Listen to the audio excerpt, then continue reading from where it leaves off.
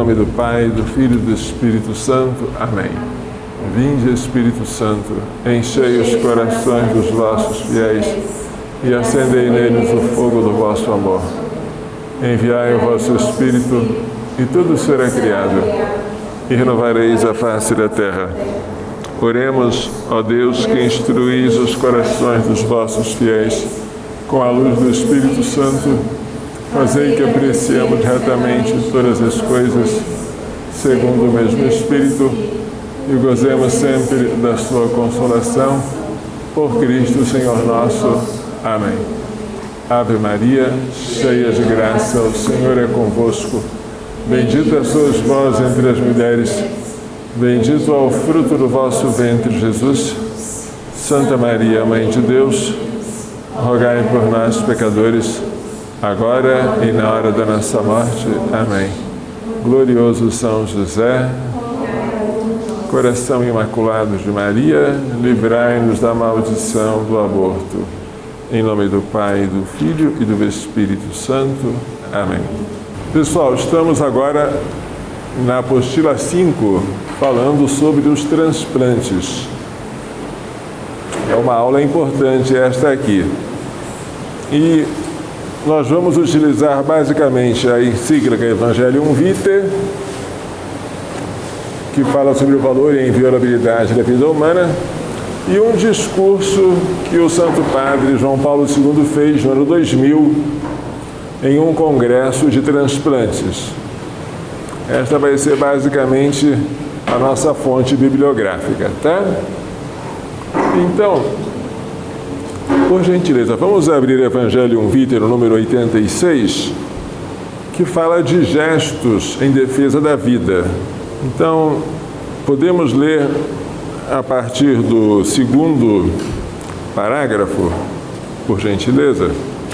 É nesse contexto, rico de humanidade e amor, que nascem também os gestos heróicos.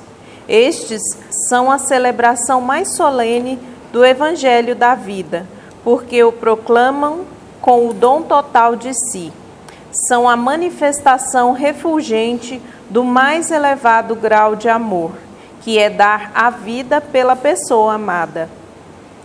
São a participação no mistério da cruz, na qual Jesus revela quão grande valor tem para ele a vida de cada homem e como esta se realiza em plenitude no dom sincero de si.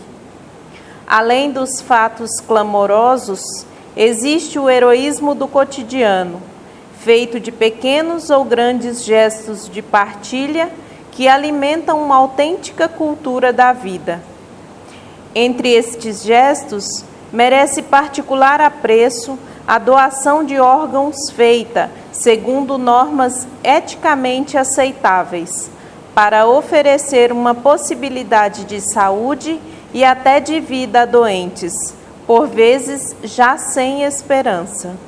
Então, aí nós temos uma menção de louvor ao transplante de órgãos, para oferecer expectativa de vida e de saúde a doentes. Mas o que é transplante? Transplante ou enxerto é a operação cirúrgica com a qual se insere no organismo hospedeiro um órgão ou tecido retirado de um organismo doador. O organismo doador é daquele da qual se retira o órgão ou tecido. O organismo hospedeiro é aquele no qual se insere o órgão ou tecido. Ótimo. Agora vamos ver isso, o transplante do ponto de vista ético. Do ponto de vista ético, convém a gente lembrar o que diz a Donum Vitae, esta famosíssima instrução sobre o respeito à vida humana nascente e à dignidade da procriação, do ano de 1987. Esta instrução, na sua introdução número 3, fala sobre o valor do corpo humano. Por força da sua união substancial com uma alma espiritual, o corpo humano não pode ser considerado apenas um conjunto de tecidos, órgãos e funções. Ele é parte constitutiva da pessoa que através dele se manifesta e se exprime. O corpo, portanto, é parte da pessoa. A pessoa não é só alma, nem só corpo. Ela é corpo e alma. O corpo não é só um conjunto de tecidos, órgãos e funções. Se ele é parte da pessoa, a pessoa não pode doar, a pessoa não pode vender o corpo como se fosse um bem externo. O corpo, assim como a alma, só pode ser objeto de doação, nunca de venda, porque seria uma profanação da pessoa. Essa é uma conclusão que ele tira logo daí.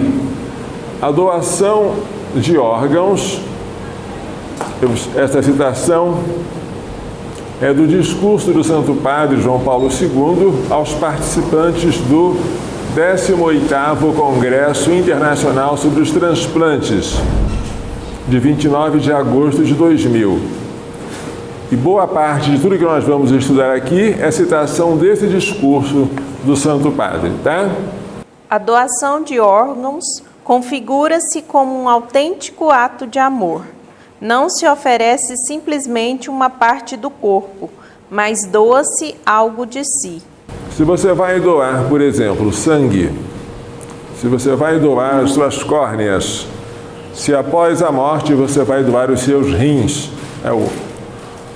você não está doando uma coisa, está doando algo de si. Portanto, você não pode vender. Não pode comercializar, não pode leiloar. E essa é uma consequência que vem logo aí. Por conseguinte, vamos lá. Toda a praxis tendente a negociar os órgãos humanos ou a considerá-los como unidade de intercâmbio ou de comércio resulta moralmente inaceitável, pois através da utilização do corpo como objeto, viola-se a própria dignidade da pessoa. O que é o órgão como unidade de intercâmbio ou de comércio? Por exemplo, quanto custa esse computador? 30 rins. Não pode. Você não pode medir em quantidade de órgãos, ou de tecidos, ou de células, o valor de uma mercadoria. Quando se trata de corpo humano, lembremos que ele está unido substancialmente a uma alma espiritual e imortal. Lembremos que este corpo um dia vai ressuscitar, esta é a nossa esperança. Lembremos que este corpo mortal se une ao corpo glorioso de Jesus cada vez que nós comungamos, que recebemos o sacramento da comunhão eucarística. Lembremos que este corpo é templo do Espírito Santo e que foi comprado por alguém por um alto preço. Portanto, muito longe de pensar que o corpo é só um material biológico. Não é. Nem pode ser, tá? Muito bem, mas ainda que você tenha todo esse cuidado de respeitar o corpo, você não pode transplantar o corpo de alguém sem que a pessoa consinta e saiba o que está consentindo. É o chamado consentimento informado. A autenticidade humana de um gesto tão decisivo requer, de fato, que a pessoa humana seja adequadamente informada sobre os processos nele implicados, a fim de exprimir de modo consciente e livre o seu consentimento ou a sua recusa. Portanto, você informa tanto ao doador quanto ao receptor os riscos, as consequências. Se você vai doar um órgão, geralmente você pode doar os órgãos pares sem problemas. Você tem 2 rins, resolve doar um para alguém da sua família que está precisando. Ótimo, mas você tem que estar ciente do que pode acontecer. Sempre há algum risco, né? O doador também tem que estar consciente, porque receber um órgão alheio sempre é um risco. Você tem que tomar substâncias chamadas imunossupressoras para evitar a rejeição. E isso não é agradável, porque quando você evita a rejeição de um órgão estranho, você diminui a sua imunidade, ou seja, você se torna mais propício a doenças. Então, a vida de um transplantado não é confortável, por causa do corpo estranho que ele recebeu e que nem sempre se adapta bem ao corpo dele. Você tem que informar o doador e o receptor de tudo o que vai acontecer. Os dois aceitaram depois de serem devidamente informados? Ótimo. Agora, se há uma quantidade grande de pessoas esperando por doadores, e se há poucos doadores, deve-se fazer uma lista de espera. E qual é o critério de seleção ou de prioridade de acesso aos transplantes? Vamos dar primeiro para os mais bonitos? Vamos dar para os mais sadios? Vamos dar para os que têm uma raça mais pura? Qual é o critério? O Santo Padre diz aqui. Na determinação das prioridades de acesso aos transplantes, requer-se-á respeitar avaliações imunológicas e clínicas.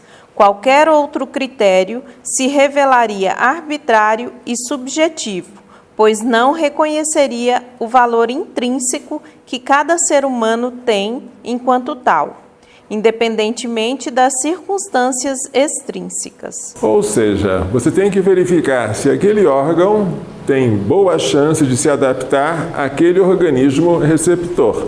São avaliações imunológicas e avaliações clínicas.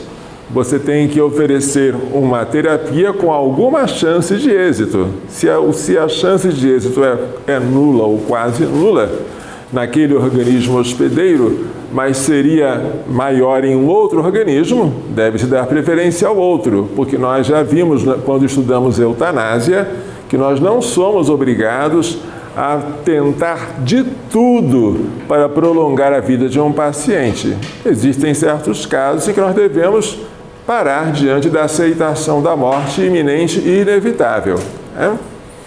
Então, avaliações clínicas e imunológicas são lícitas. Avaliações do tipo eugênico, do tipo racista, ou de qualquer outro tipo, que faça com que um ser humano seja considerado mais merecedor do que outro, são inaceitáveis moralmente.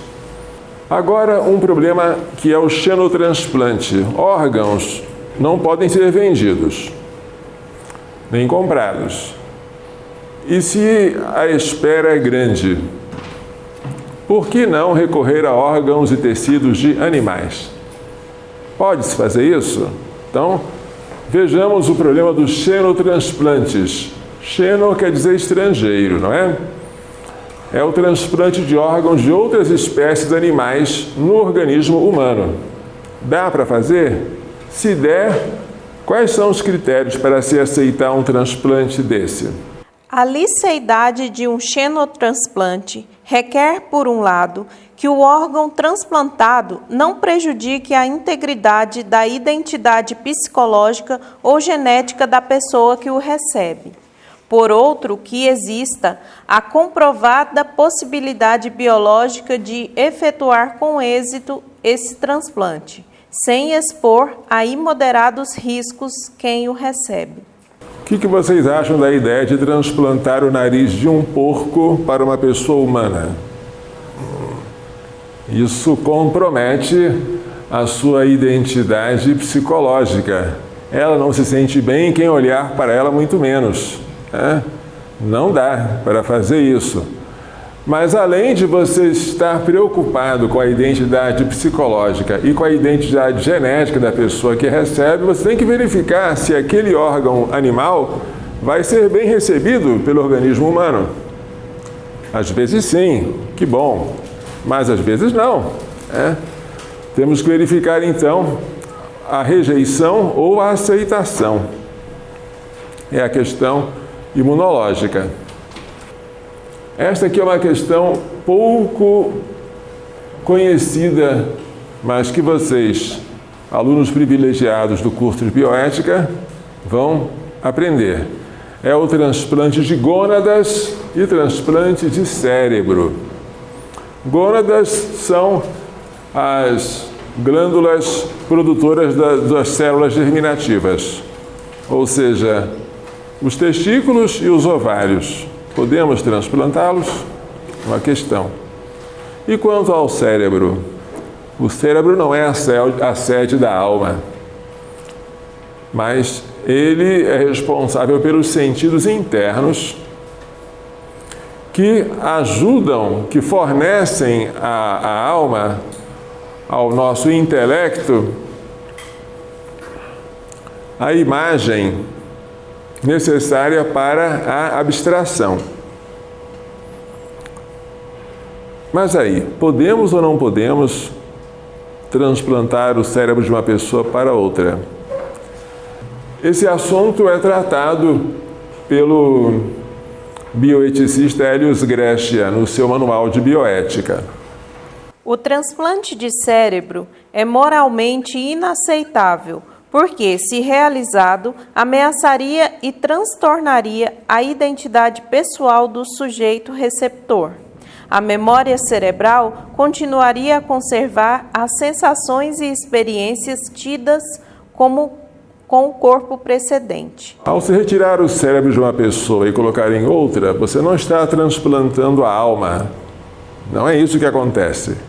Mas a pessoa que recebeu aquele cérebro, ela conservaria nos seus traços das células vestígios das experiências sensoriais do corpo anterior. Porque a memória é uma faculdade corpórea. Transplantando um órgão corpóreo de uma pessoa para outra, a pessoa, em tese, se lembraria de tudo o que aconteceu, ou de alguma coisa que aconteceu, e isso prejudicaria a sua própria identidade. Quem sou eu? Repito, não é a alma que você vai transplantar, não é isso, mas causaria uma confusão psicológica nela. Por isso, não se deve transplantar cérebro. É moralmente mal fazer isso, tá? E as gônadas, testículos e ovários podem se transplantar ou não? É uma outra questão respondida por Helios Greshia. O transplante de gônadas, testículos e ovários também é ilícito, pois, se realizado, comprometeria a identidade biológica da prole. Um filho gerado por uma pessoa cuja gônada tivesse tido transplantada de um outro, seria geneticamente filho deste último. Se, por exemplo, se transplanta um ovário de uma mulher para uma outra, o que é possível hoje fazer?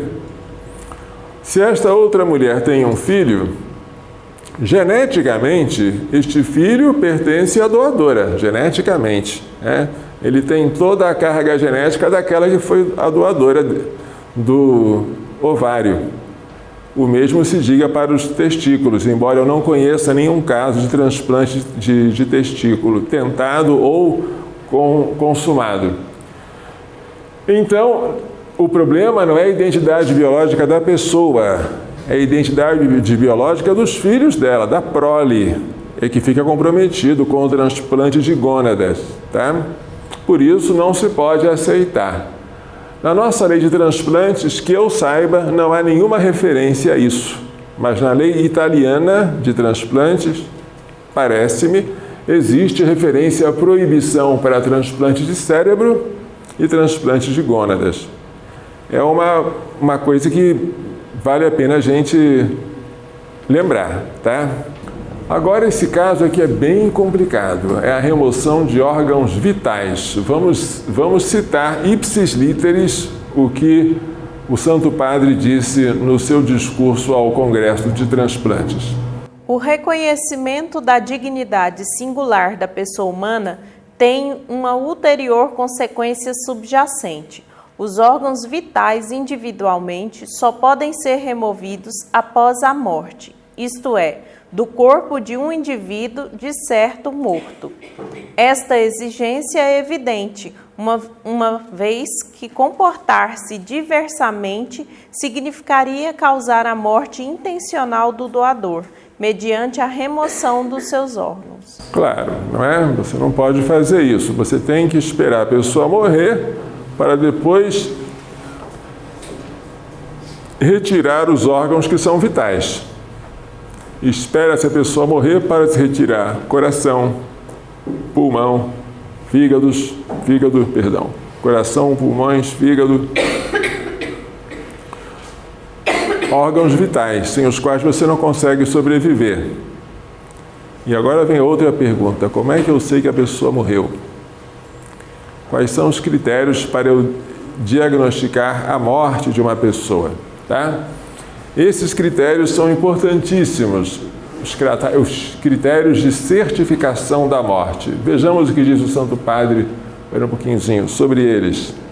Os chamados critérios de certificação da morte, usados pela medicina moderna, não devem, portanto, ser entendidos como a determinação técnico-científica do momento exato da morte da pessoa, mas como uma modalidade cientificamente segura para identificar os sinais biológicos de que a pessoa de fato morreu.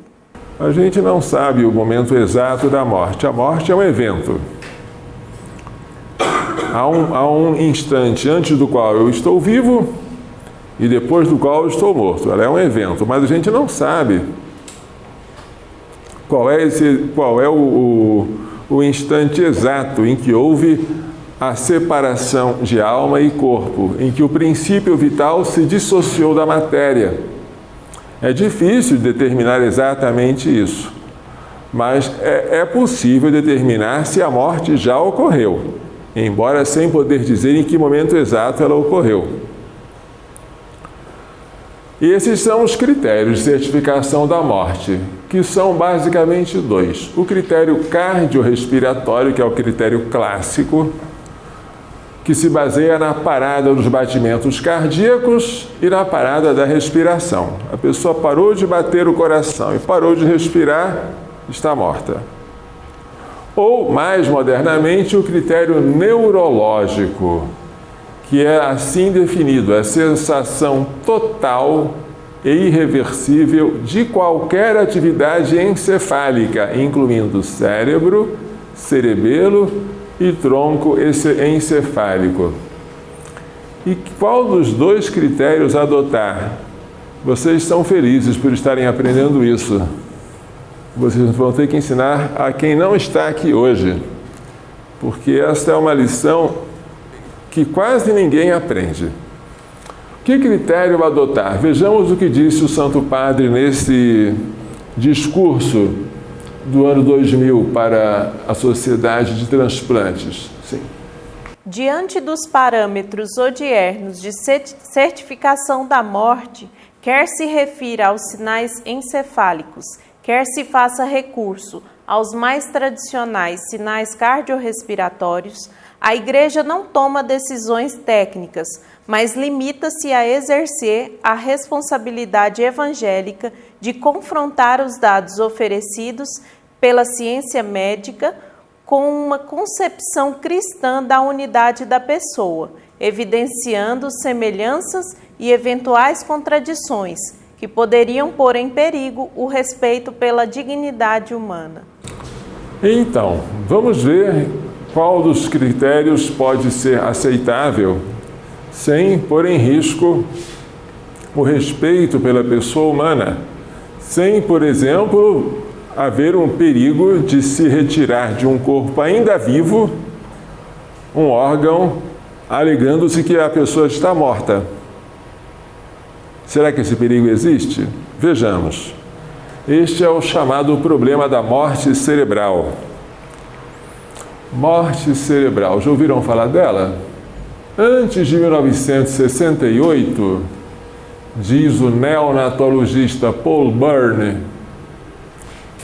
um médico atestava a morte quando não havia respiração, nem batimentos cardíacos, nem a resposta a estímulos. Acabou a respiração, acabou o batimento cardíaco, acabou a resposta a estímulos, quaisquer tipos de estímulos, né? A pupila dos olhos, a pessoa está morta. Isso até 1968. Hoje, uma pessoa pode ser declarada cerebralmente morta, mesmo que o coração esteja batendo e estejam normais sua pulsação, 120 batimentos cardíacos por minuto, sua pressão sanguínea 12/8, sua cor rosada e sua temperatura 36,5 graus. Nessas condições, uma pessoa pode ser declarada hoje cerebralmente morta, o que antigamente era impensável. Por quê? O que mudou? A mudança do critério cardiorrespiratório, que é clássico, para o critério neurológico de certificação da morte, ocorreu logo após o primeiro transplante de coração, realizado pela equipe do cirurgião Christian Barnard, em 3 de dezembro de 1967, na cidade do Cabo, África do Sul. O nome dele é este mesmo, Christian com 2 As, Barnard, não é Bernard, é Barnard, tá? Este cirurgião fez um transplante de coração que causou sensação no mundo inteiro. Alguém conseguiu pegar o coração de uma pessoa e colocar na outra, e por algum tempo o coração passou a bater num corpo que lhe era estranho. Foi uma sensação. Embora o transplante de coração tenha esse resultado um grande fracasso, o paciente viveu muito pouco, mas o sucesso, ainda que temporário, deste procedimento causou uma sensação mundial. Bem, mas havia um problema. Como é que você tira o coração de uma pessoa e coloca na outra? O coração é um órgão muito sensível. Não dá para esperar a pessoa parar de bater o coração, cortar e depois enxertar na outra. O coração não resiste a isso. O único jeito de fazer um transplante de coração viável é arrancar o coração quando o organismo doador ainda estiver com o coração batendo. Mas, segundo o senso comum e segundo toda a tradição médica, coração batendo é sinal de vida. Ou seja, retirar o coração ainda batendo de uma pessoa seria um homicídio? E agora, como é que se faz isso? Bem, ele tirou o coração de uma pessoa ainda batendo. Como evitar a acusação de que ele havia cometido um homicídio? Era necessário mudar o critério de morte. Isso foi feito rapidissimamente. No mês seguinte, em 3 de dezembro de 67, foi feito o transplante de coração. Na cidade do Cabo, uma cidade lá da África do Sul. Curioso, porque não fizeram esse transplante em um país da Europa, nem nos Estados Unidos, foi lá no sul da África. Bem, no mês seguinte, ou seja, em janeiro de 68, reuniu-se nos Estados Unidos um comitê ad hoc, é um comitê para o caso, feito só para esse assunto, na Escola de Medicina de Harvard, para redefinir a morte como morte cerebral. Repito, o transplante ocorreu em dezembro de 67. Em janeiro de 68, reuniu-se o comitê ad hoc para redefinir a morte. Em menos de 6 meses, o trabalho do comitê já estava pronto. Seu relatório foi publicado na edição de agosto de 1968 da revista da Associação Médica Americana, começando com as seguintes palavras, por gentileza. A nossa intenção principal é definir o coma irreversível como um novo critério de morte. Isso não é linguagem científica. Um cientista não começa um trabalho dizendo em que ponto ele pretende chegar. Ele começa dizendo, vamos investigar para saber se a morte pode ou não pode ser definida como um coma irreversível. Mas aqui eles já começam dizendo que a nossa intenção é essa, definir o coma irreversível como novo critério de morte. Por quê? É uma pergunta que eu faço, porque eu também não tenho resposta para ela.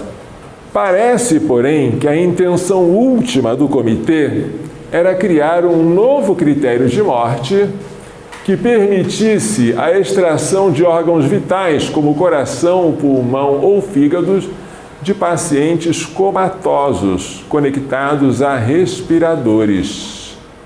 Isso evitaria que fossem acusados de homicídio aqueles que retirassem tais órgãos de pessoas que tivessem o coração ainda batendo. O novo critério dito neurológico considera a morte equivalente a parada total e irreversível da atividade encefálica, ou então, a cessação total e irreversível de toda a atividade encefálica, cérebro, cerebelo e tronco encefálico. com sinceridade, eu não sei aplicar esse critério. Se disserem que é cessação total, eu consigo entender. Eu verifico se o encéfalo parou totalmente de funcionar. Agora, a palavra irreversível para mim é ininteligível, porque eu não sei se ao parar ele vai voltar a funcionar, porque eu não consigo prever o futuro.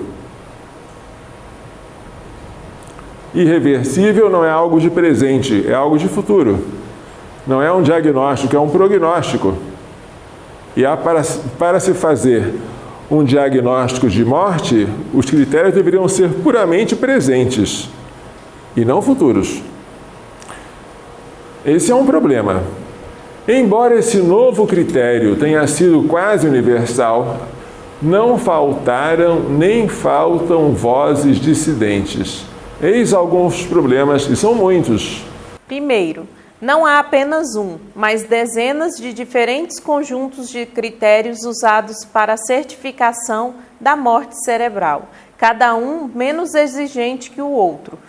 Segundo Paul Byrne, um paciente poderia ser considerado cerebralmente morto usando um conjunto de critérios, mas vivo usando outro conjunto. Que é absurdo. Como é que você pode estar morto segundo um ponto de vista e vivo segundo outro ponto de vista? A morte é uma realidade objetiva. Não é uma questão de gosto. Gosto não se discute, mas a morte se discute sim. Não pode haver essa variação. Continua. Os exames e testes atuais, segundo Robert Trow e James Fackler, não são capazes de verificar a ausência de todas as funções encefálicas, mas apenas de algumas. Isso é um outro problema sério. O encéfalo é muito complexo. Compreendendo o cérebro, o cerebelo e o tronco encefálico, verificar se tudo já parou é uma tarefa muito difícil. Você consegue verificar algumas funções, mas todas. Vamos lá. Terceiro, ainda que houvesse meios de verificar a ausência de todas as funções encefálicas, isso não significaria que o paciente está morto. De um ponto de vista biológico sistêmico, diz Rainer Beckman, não apenas o encéfalo mantém vivos o coração, os pulmões e os rins, mas também esses órgãos mantêm vivo o encéfalo. Portanto, o encéfalo não pode ser visto como um elemento absolutamente decisivo para a manutenção da vida do ser humano. Segundo Alan Shannon, o encéfalo não é tanto uma condição necessária para a integração, mas antes harmoniza um corpo já integrado. Ou seja, dá-se um valor, às vezes exagerado, ao encéfalo e ao cérebro. É verdade que o cérebro é, digamos, o comando do nosso organismo, mas ele comanda um organismo que já foi integrado. Segundo estes pesquisadores, não se pode chamar o encéfalo de centro de integração. Segundo Alan Shimon, ele harmoniza um corpo que já está integrado. Segundo Rainer Beckman, ele mantém vivos o coração, pulmões e rins, mas esses órgãos também mantêm vivo o encéfalo. Aliás, é bom lembrar, o primeiro órgão a se formar na embriologia não é o cérebro, é o coração. O coração se forma com 21 dias, o cérebro ainda vai se formar depois, né? O embrião não tem ondas cerebrais e o coração já está batendo. Ele é vivo e já tem uma alma espiritual e imortal nele. A adoção do critério da morte cerebral, ela é uma das coisas utilizadas pelos abortistas para dizer que antes da emissão de ondas cerebrais, o embrião humano não é vivo. o que é um absurdo. Ele está com o coração batendo, mas não é vivo. Mas falam a mesma coisa dos que já entraram em estados de coma dito irreversível. O coração está batendo, a pele corada, a pressão sanguínea normal, mas está morto.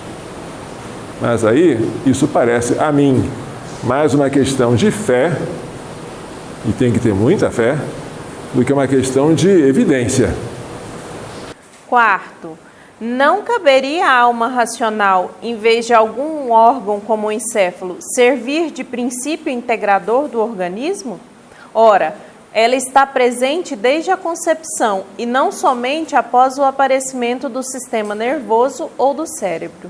Ou seja, parece que os defensores do critério neurológico confundem o papel do encéfalo com o papel da alma. É a alma espiritual e imortal o princípio que faz a integração do corpo. 5. Os pacientes cerebralmente mortos, embora sejam considerados cadáveres, apresentam sinais vitais. Respiram com o auxílio de um ventilador, conservam o corpo corado e quente, mantêm o coração batendo, os músculos e nervos reagindo a estímulos, a pulsação e a pressão sanguínea estáveis. É verdade que eles respiram com o auxílio de um ventilador, mas um cadáver de verdade nem com ventilador ele respira. Quem já morreu mesmo, você pode colocar oxigênio à vontade que ele não vai se reanimar. Essa aqui eu recomendo que as pessoas mais sensíveis se retirem da sala, porque não é nada agradável o que vai ser lido no momento.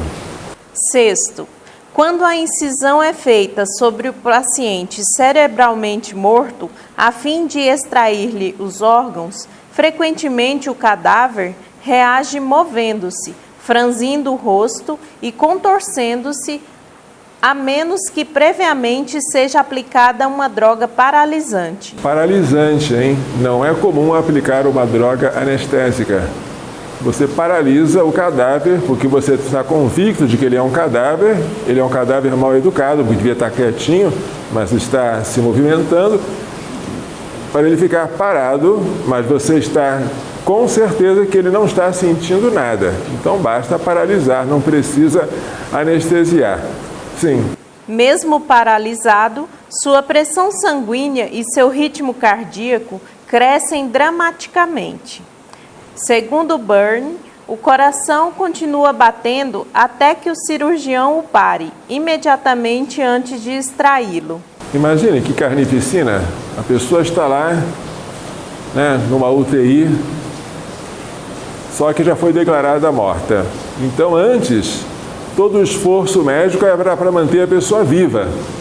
Agora o esforço médico é para extrair os órgãos frescos, o mais rápido possível. Vamos arrancar aqui os rins, o fígado, os pulmões e, por último, o coração. Agora vamos congelar e levar para um outro lugar, onde ele poderá ser transplantado em um organismo hospedeiro e torcer para que dê certo. Bem, esse aqui é o mais complicado, olha só. O 7º. Segundo o neurologista Cícero Galli Coimbra, o teste de apneia, que consiste no desligamento do ventilador por 10 minutos, a fim de verificar se há respiração espontânea, acaba agravando o estado do paciente, que, por muitas vezes, poderia recuperar-se através de um procedimento simples chamado hipotermia, resfriamento do corpo de 37 graus Celsius para 33 graus Celsius por apenas 12 a 24 horas. Vamos tentar dar uma lida nesse artigo dele, porque ele é da revista Ciência Hoje, de junho do ano 2000. Cícero Galli Coimbra é um neurologista de São Paulo muito famoso, nacional e mundialmente famoso,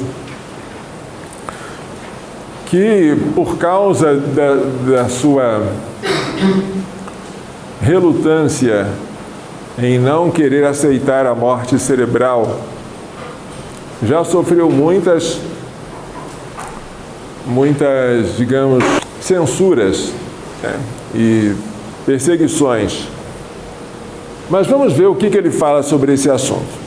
Morte cerebral, falhas nos critérios de diagnóstico.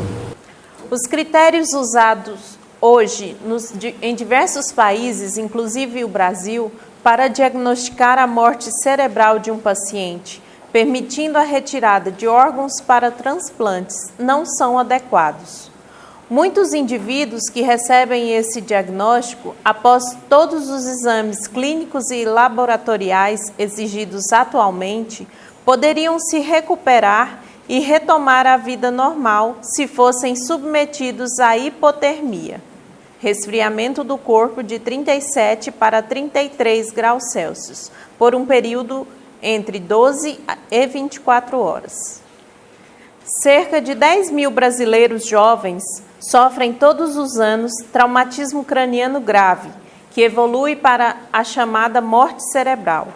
Esses jovens compõem a quase totalidade dos doadores de órgãos no país e a maioria, ao tempo do acidente, está na fase mais produtiva de sua vida, após ter investido por um longo período em educação e formação profissional. Sua morte súbita e prematura semeia dor, desolação e muitas vezes desamparo entre seus familiares, com consequências sociais irreparáveis ao longo de décadas. No entanto, grande parte dessas perdas poderia ser evitada. Um tratamento relativamente simples e não invasivo, a hipotermia, resfriamento do corpo de 37 para 33 graus por apenas 12 a 24 horas, pode recuperar até 70% dos pacientes nessa situação, a ponto de retomarem a vida normal. Atenção, 70% não é brincadeira não, viu?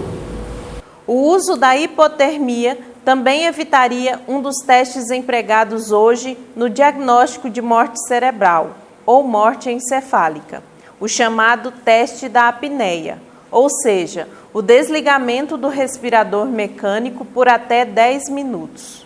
Imagine como é difícil você sobreviver a este teste. O teste é para diagnosticar se você já morreu. Mas para isso desligam o ventilador ou respirador mecânico por 10 minutos. O que este neurologista afirma é que esse teste ele não diagnostica, ele causa a morte. A gravidade da situação está na perda, a cada dia, nos hospitais brasileiros, de muitas vidas que poderiam ser salvas. Hoje, vultuosas verbas públicas são gastas para agilizar a captação de órgãos para transplantes, com ênfase no diagnóstico precoce da morte encefálica em hospitais quase sempre despreparados para usar essa nova opção terapêutica. É urgente, portanto, redefinir os critérios de diagnóstico da morte cerebral, de forma a esgotar todos os recursos terapêuticos no caso de pacientes neurológicos graves, antes de considerar a doação de órgãos.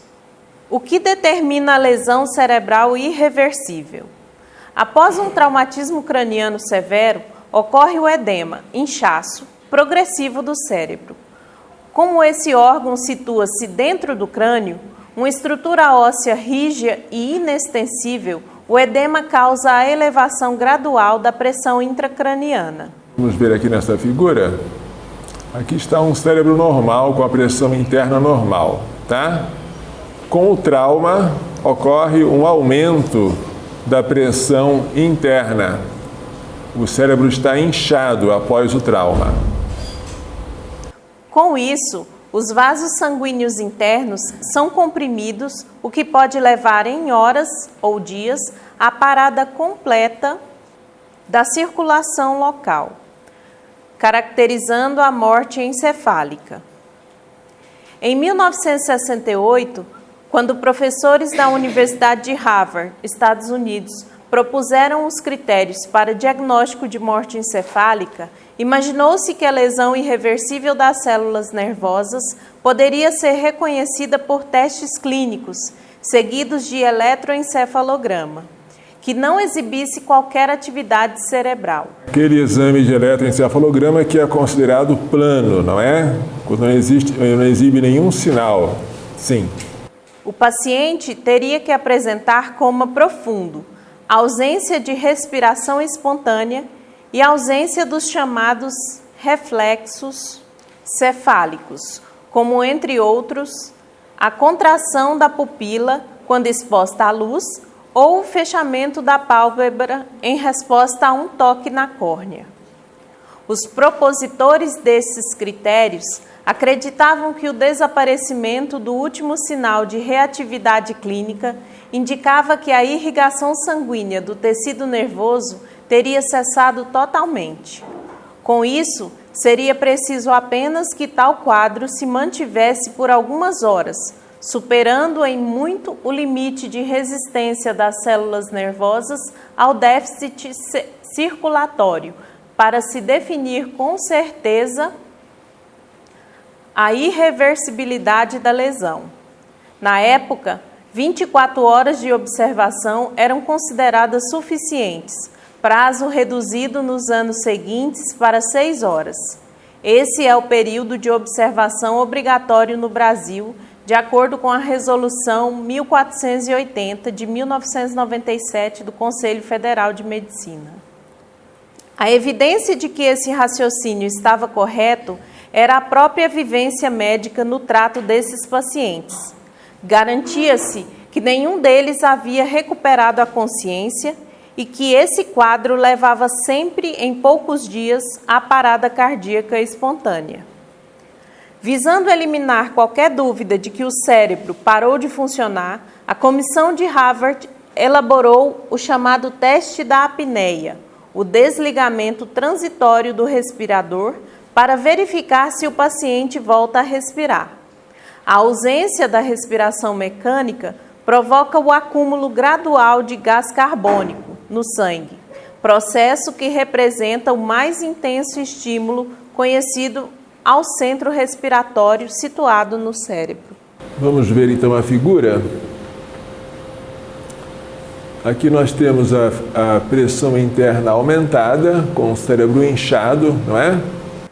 A ausência total de atividade neurológica verificada no exame clínico ocorre quando o fluxo do sangue no cérebro cai a cerca de 40% do normal, mas nessas condições, antes que a queda supere 80%, as células nervosas ainda estão vivas e o paciente pode se recuperar, desde que receba o tratamento eficaz e seja evitado o teste da apneia. Seja evitado o teste da apneia, porque esse teste, diz este neurologista, pode ser fatal, né? Evite-se o teste da apneia, aplique-se a hipotermia e você vai conseguir salvar muitos pacientes de traumatismo craniano. As preocupações quanto aos efeitos da desoxigenação sanguínea manifestadas nos anos seguintes levaram à alteração do teste. Para que este fosse realizado, passaram a ser usadas a pré-oxigenação. Pouco antes de ser desligado, o respirador lança oxigênio puro nos pulmões do paciente, para elevar a concentração desse elemento no sangue. E a oxigenação passiva. Durante o período sem respirador, um catéter libera oxigênio puro em fluxo rápido na traqueia. Em função dessas medidas preventivas, o teste da apneia foi prolongado de 3 para até 10 minutos, para tornar suficientemente elevado o nível de CO2 no sangue. Que coisa, hein? Eu não aguento 10 minutos de apneia. Vocês aguentam? No Brasil, essas medidas foram acrescentadas pela Resolução 1480.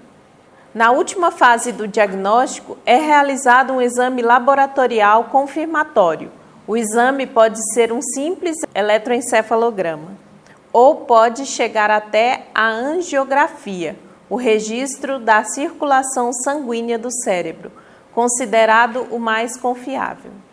Alguns defensores de uma maior simplificação do diagnóstico sugerem descartar esta fase, afirmando que o diagnóstico de morte encefálica é clínico, ou seja, dispensa exames laboratoriais. Descobertas recentes invalidam o diagnóstico. A premissa de que a ausência completa de reatividade demonstra a parada da circulação intracraniana está em contradição com o conhecimento atual.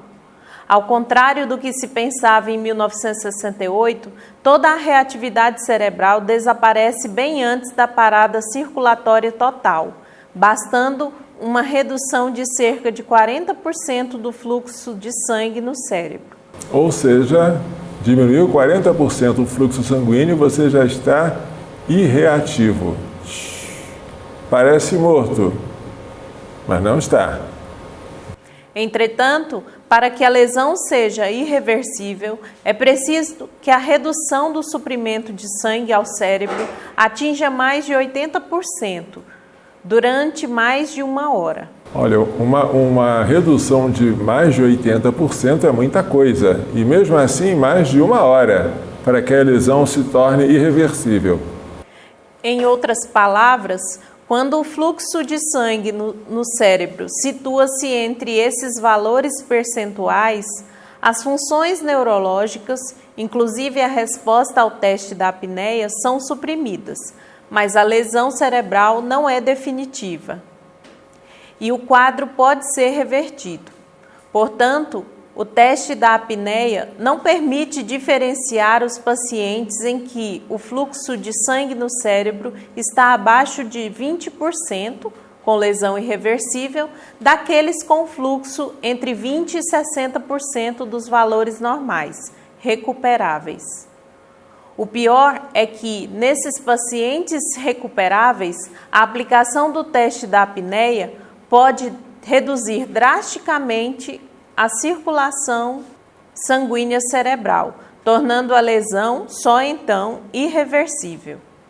Não é exagero dizer que o teste da apneia induz à morte, que deveria apenas diagnosticar, nessa parcela de pacientes em coma e com reflexos cefálicos ausentes, tornando inúteis os exames confirmatórios feitos em seguida. Que coisa terrível, não é? Vocês não acham? Que um teste sirva não para diagnosticar, mas para causar a morte? É o que um neurologista está falando. E a hipotermia que ele propõe em substituição a isso é um procedimento tão simples quanto o de colocar gelo em uma contusão muscular. O princípio de funcionamento é o mesmo.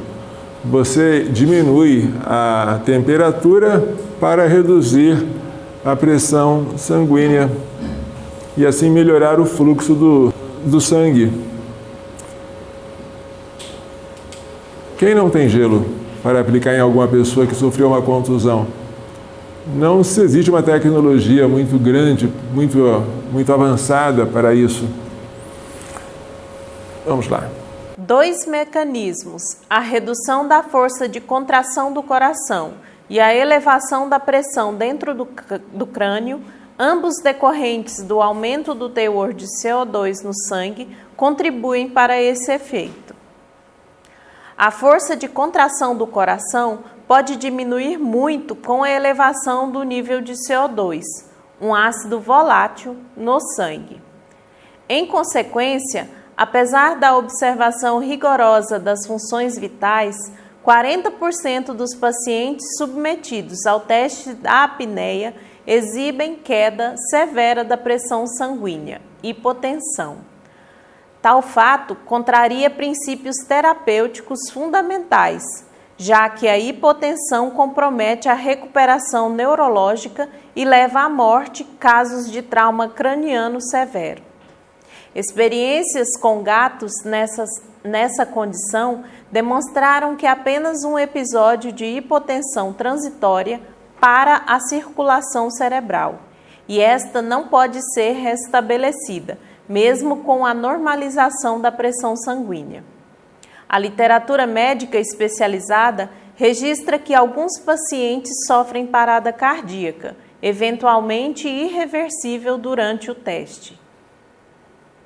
Os níveis elevados de gás carbônico determinam ainda a elevação da pressão no interior do crânio. Este efeito é tão conhecido que, para reduzi-lo, a hiperventilação, aumento da frequência do respirador para a eliminação desse gás, tem sido cada vez mais utilizada no tratamento do trauma craniano severo. Assim, o teste da apneia reduz a pressão do sistema circulatório que impulsiona o sangue para o cérebro e, simultaneamente, eleva a pressão interna do crânio que se opõe a esse fluxo. Representa, de fato, o abandono total das regras básicas de tratamento desses pacientes e demonstra que seus propositores, ao contrário do que se sabe hoje, acreditavam que um paciente sem reatividade encefálica já estava com a circulação cerebral totalmente interrompida, portanto, em estado irreversível. Chance de recuperação para muitos pacientes. Como resgatar pacientes nessa situação, permitindo que reassumam uma vida normal? Para chegar ao coma profundo sem reflexos cefálicos, todos os pacientes têm que passar em algum momento pela condição em que o fluxo sanguíneo cerebral está parcialmente reduzido, mas ainda é suficiente para manter as células nervosas vivas.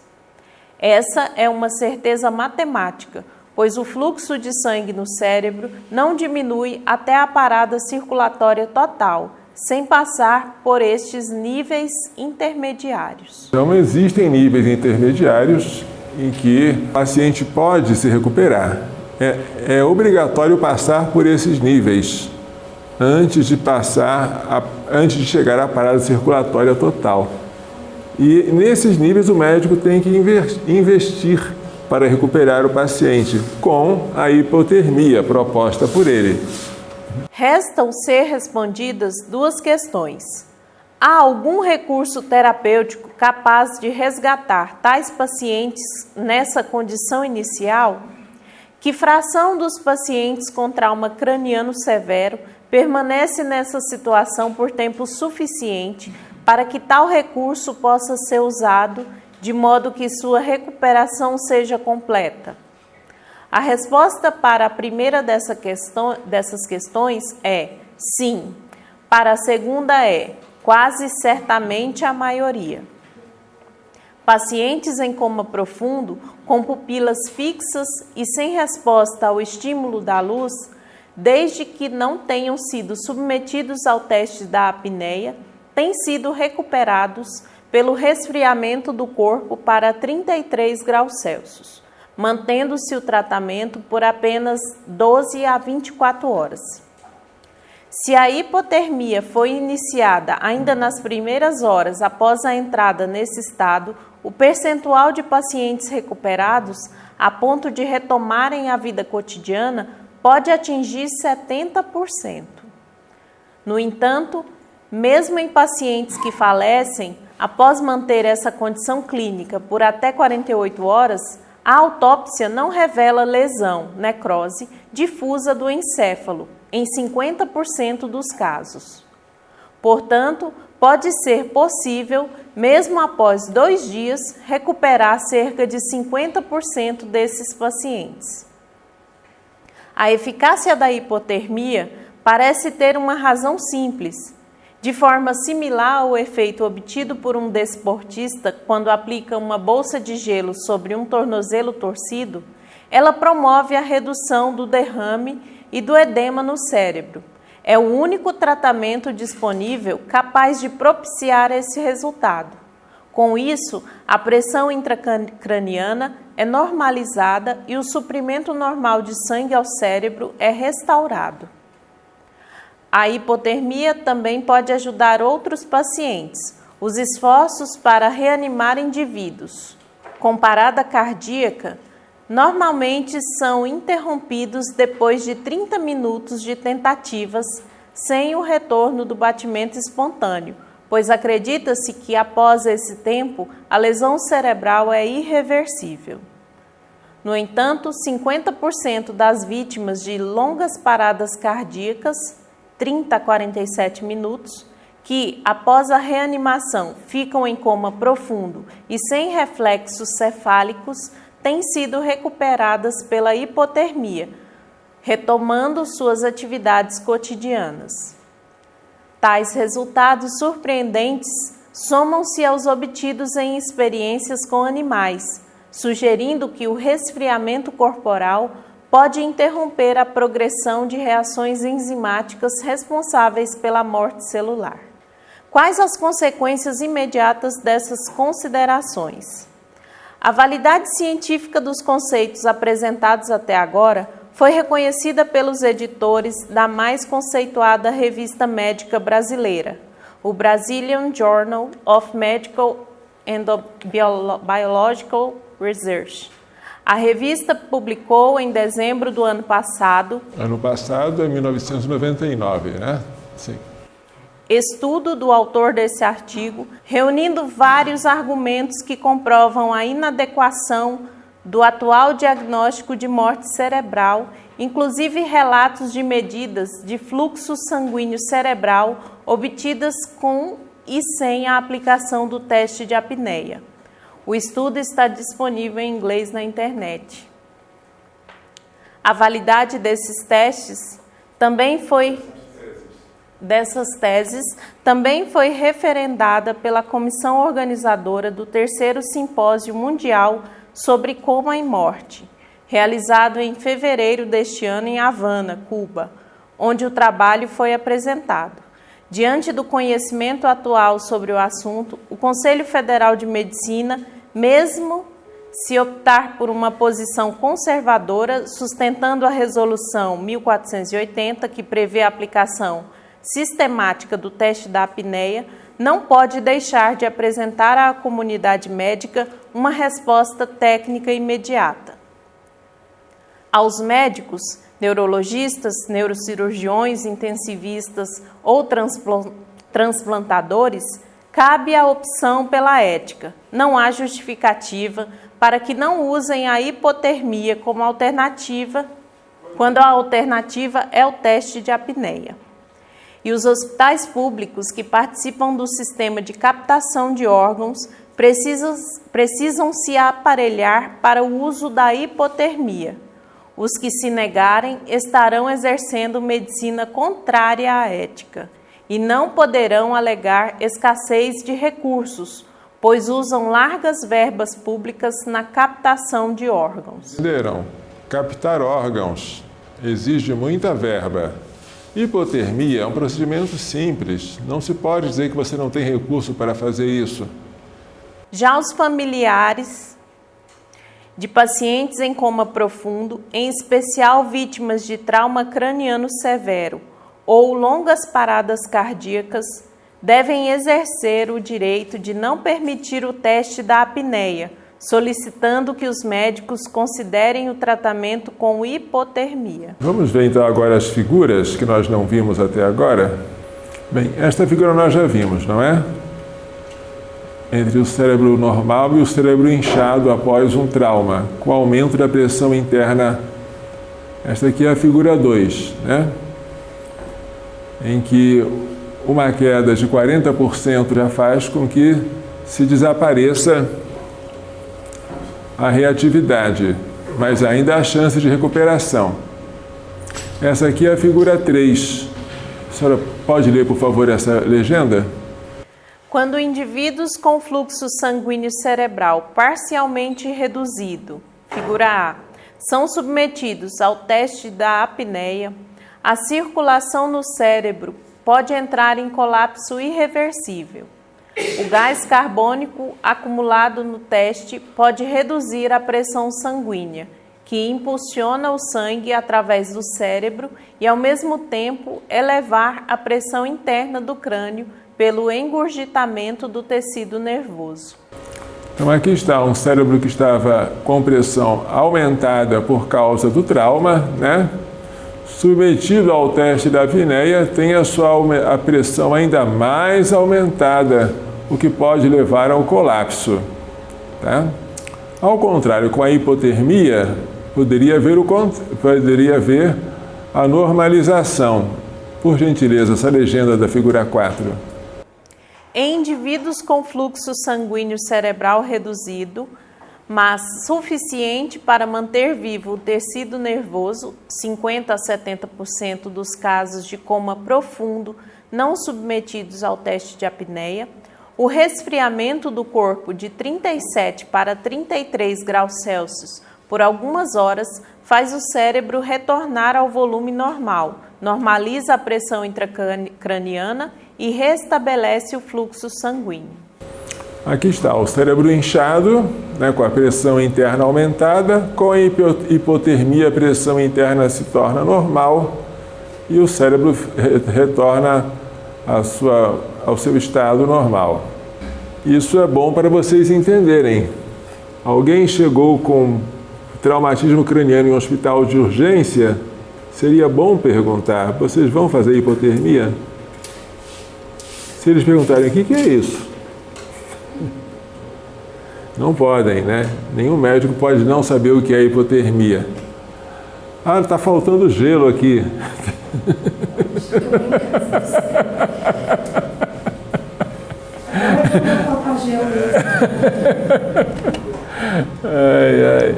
Mas os que não aceitam o critério de morte cerebral, e são muitos, afirmam que existe uma indústria de captação de órgãos, cada vez mais frescos, e órgãos frescos só de gente viva. E por isso a necessidade de você falsificar a morte, dizendo que está morto quem ainda está vivo. E assim você consegue órgãos de, entre aspas, qualidade, capazes de funcionar em outros pacientes, nos quais eles forem transplantados. Essa é uma acusação. Muitas vozes do mundo e do Brasil falam sobre isso, mas são vozes minoritárias. E os que defendem a morte cerebral como um critério válido são a imensa maioria, que tendem a esmagar e sufocar os que falam ao contrário. Portanto, o que eu estou dizendo agora, dificilmente vocês vão encontrar em outro lugar. Vamos ver essa outra questãozinha aqui, olha. Um cadáver pode gestar uma criança? Um dos argumentos mais fortes contra o critério neurológico é o fato de que gestantes declaradas cerebralmente mortas continuam alimentando, oxigenando e protegendo seus filhos.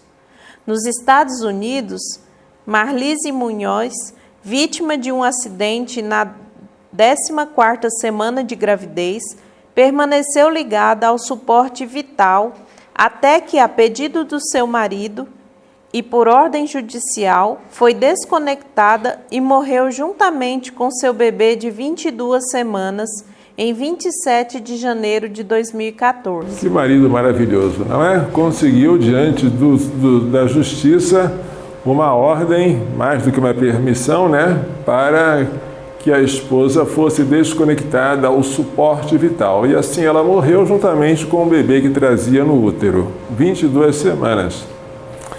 Isso aconteceu, mas não é o recorde. Vamos lá. Na Hungria, outra gestante declarada cerebralmente morta foi mantida conectada ao respirador por 3 meses, 103 dias, até dar à luz por cesariana em julho de 2013, na 27ª semana, uma criança de 1,4 quilos. Essa é a questão. Se a mãe está morta, como ela consegue ainda conservar a vida do neném que está dentro dela? Mil teorias. Ela é apenas uma chocadeira, ela é só o... Mas não são teorias convincentes, ao menos para mim. No mínimo, você tem que ficar desconfiado. Esse critério não é seguro. Se não é seguro, é suficiente para você não adotá-lo. Porque quando se trata de uma questão de vida ou morte, quando você está diante do perigo de cometer um homicídio, em vez de cometer um ato de caridade, retirar órgãos de um cadáver para dar para um organismo vivo, você tem que tomar todo cuidado. Não pode usar uma opinião apenas provável, tem que usar uma opinião certa. Conclusão. Os órgãos vitais individualmente só podem ser removidos após a morte. Essas são as palavras do Papa naquele discurso já citado. Ou seja, somente diante da certeza moral de que o indivíduo está morto, é lícito remover tais órgãos para fins de transplante. A julgar pelos fatos relatados acima, estamos muito longe de ter a certeza moral de que alguém morreu porque seu encéfalo deixou de funcionar. Basta não ter essa certeza para que você não possa utilizar este critério. Mas disse e repito, o que eu estou falando é voz minoritária. O que vocês vão aprender por aí, em qualquer lugar, provavelmente vai ser uma outra opinião. Ou seja, que conclusão vocês tirariam antes de passar para a clonagem da questão de doação de órgãos vitais? Uma delas seria você não aceitar ser doador de órgãos, declarando isto na sua carteira de identidade, porque você não sabe o que vão fazer com você depois de morto. Depois de morto, poderiam fazer muita coisa, mas na iminência de morrer, né? Não sabe. É muito bom, é muito louvável o gesto de doar órgãos, mas você tem que doar depois de morto, se os órgãos são vitais. Nem sequer com o seu consentimento alguém pode matar você com boa intenção. Você não pode autorizar um homicídio para salvar uma pessoa, não pode. Então a coisa é séria. A menos que você esteja doando órgãos que possam ser doados sem a sua morte, como é o caso do rim, como é o caso das córneas. Quando você vai doar órgãos que são vitais, atualmente a solução é não doar. O que vai acontecer com as pessoas que dependem desses órgãos? A vida dos transplantados não é uma vida boa. O transplante não é a última palavra em medicina. Muito melhor do que o transplante seria a terapia celular, com células-tronco adultas. Aquelas células-tronco que, como cartas coringa, elas passam a desempenhar a função de qualquer outro tipo de célula do organismo. Essa é uma terapia regenerativa que, se for investida, se for melhorada através de pesquisas, ela tiraria muita gente da fila de transplante. Mas vamos estudar daqui a pouquinho, tá? Transplantados, repito, só conseguem viver à custa de imunossupressores. E imunossupressores diminui a imunologia da pessoa, torna mais suscetível a doenças.